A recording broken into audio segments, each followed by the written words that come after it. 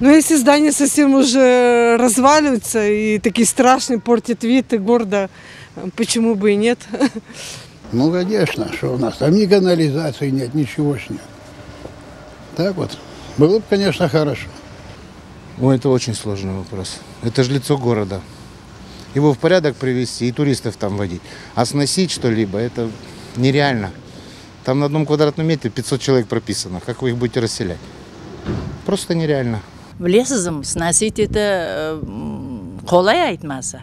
Яшаған адамларға ев керек, мескен керек, олардың алдын түшінмек керек. Мынаса деп қуып шығарса, олар қайда кетecek? Ебет, тамырленсе, евнен нетселер адамларға ебет, бекім бір үйірліш олар, яқшылық тарафқа.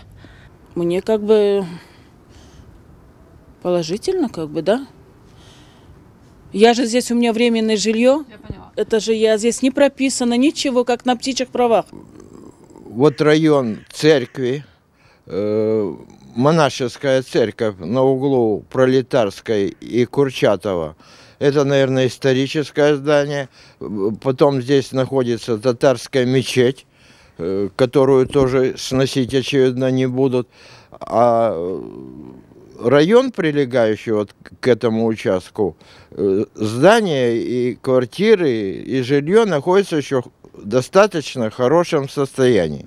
Мне кажется, что здесь нужно построить какой-то туристический центр, чтобы люди приезжали сюда, смотрели на наш город, все достопримечательности старого города.